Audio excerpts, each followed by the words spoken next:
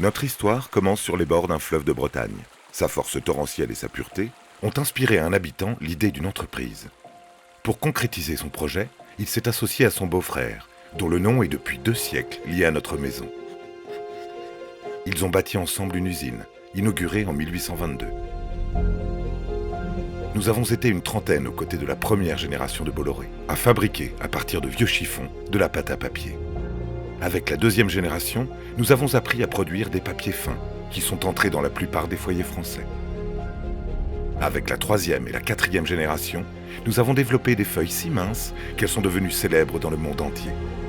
Notre papier à cigarette porte encore aujourd'hui le nom de notre rivière, de notre village, de cette famille d'entrepreneurs. Lorsque nous avons fêté les 100 ans de notre entreprise, nous étions près de 500. Certains d'entre nous étaient installés dans une belle cité ouvrière, entourée de potagers, à côté de l'école construite pour nos enfants. La guerre est venue stopper presque toutes nos activités.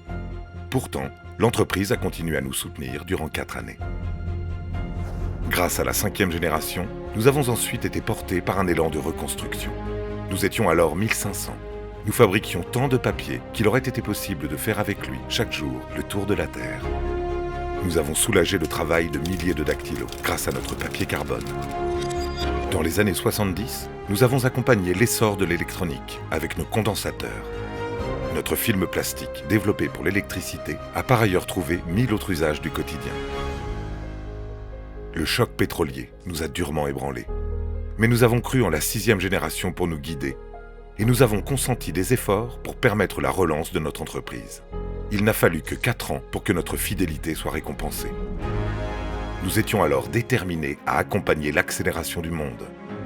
La logistique était un métier, nous en avons fait une expertise. Notre famille s'est agrandie d'un continent dont nous avons, avant les autres, perçu le potentiel. Nous savions transporter des marchandises partout sur la planète. Nous avons donc commencé à transporter des femmes et des hommes.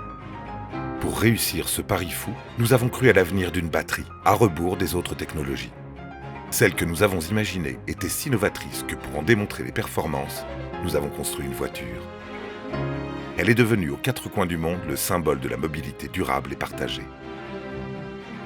Nous avons œuvré à la digitalisation du monde, à sa connectivité, à la simplification du quotidien. Nous avons aussi apporté de la chaleur dans les foyers, dans les écoles, dans les hôpitaux. Conscients de vivre dans une ère d'ultra-communication, nous avons appris à en maîtriser les codes, aux côtés d'un acteur expert et centenaire.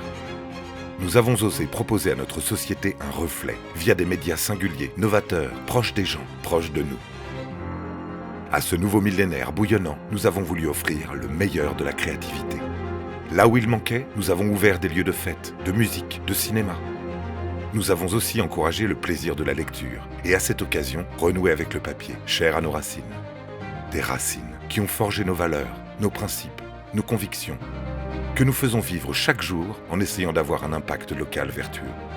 Nous sommes désormais 80 000 aux côtés de la 7e génération Bolloré.